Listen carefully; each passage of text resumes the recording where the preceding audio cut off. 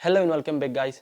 क्या आप सोच रहे हैं कि अगर मैं बीएचएमएस में एडमिशन ले लेता हूं तो after completing my BHMS course that is 5.5 years course, क्या what will be my future career options? क्या मुझे गवर्नमेंट जॉब मिलेगा? क्या मेरा सैलरी रहेगा? क्या मैं फ्यूचर स्टडीज़ परस्यू कर सकता हूं? क्या मैं एमएस कर सकता हूं, एमडी कर सकता हूं? तो ये सब जानकारी जानने के लिए please watch my video till end, then बहुत कुछ आपको क्लियर हो जाएगा।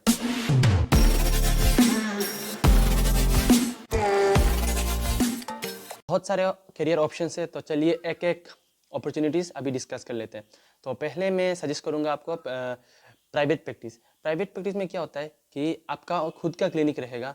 आप दिन में कितना पेशेंट ट्रीट कर रहे हैं या आप दिन में कितना पेशेंट विजिट कर रहे हैं, आपको विजिट कर रहे हैं, वह उसका ऊपर निर्भर करेगा आपका सैलरी कितना होगा मंथली। और एक चीज़ बहुत इंपॉर्टेंट है प्राइवेट प्रैक्टिस में, क्या है कि आप जितना पेशेंट के साथ इंटरेक्ट करेंगे आपका होम्योपैथी नॉलेज बहुत अच्छा इंक्रीज होगा और आपका मेडिसिन सिलेक्ट करने में बहुत वो होगा, माहिर होंगे आप मेडिसिन सिलेक्ट करने में। दूसरा चीज़ क्या है, आप अगर गवर्नमेंट जॉब के तरफ जाते हैं तो अगर अलग अलग होता है, सेंट्रल होता है और स्टेट कोटा का होता है।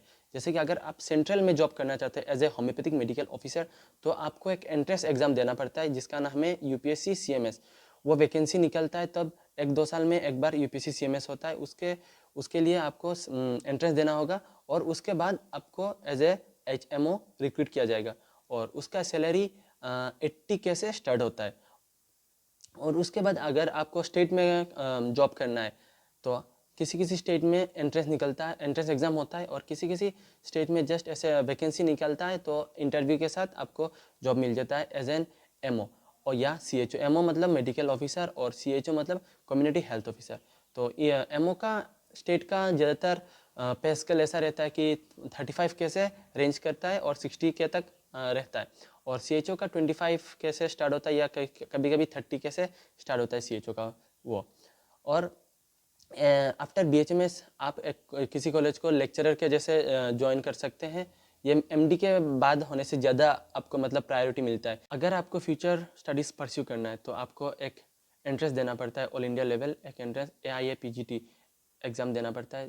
थ्रू इसके काउंसलिंग के थ्रू आपको एडमिशन मिलता है different government colleges and private colleges in India. तो आप एक होम्योपैथी में आप एमडी कर सकते हैं पर एमएस नहीं कर सकते। या एमएस मतलब क्या है, मास्टर इन सर्जरी, या हमारे होम्योपैथी में सर्जरी नहीं होता है। शायद फ्यूचर में हो सकता है पर फिलहाल अभी तक ऐसा कुछ नहीं है। तो जो जो सब्जेक्ट में आपको एमडी कोर्स मिल जाएगा, यानी कि आप एमडी इन डिफरेंट डिपार्टमेंट में कर सकते हैं। चलिए आप अभी देख लेते हैं कौन सी डिपार्टमेंट है।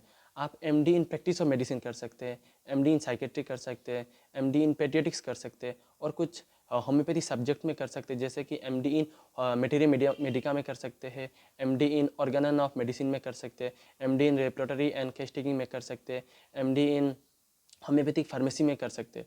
और एक चीज़, आप एमडी इन होम्योपैथिक फार्मेसी के करने के बाद आप different homeopathic medicine manufacturing company में काम कर सकते हैं एज एन ऑफिसर या असिस्टेंट ऑफिसर, ऐसा बहुत पोस्ट निकलता है, आप उसमें काम कर सकते हैं एमडी इन होम्योपैथिक फार्मेसी करने के बाद।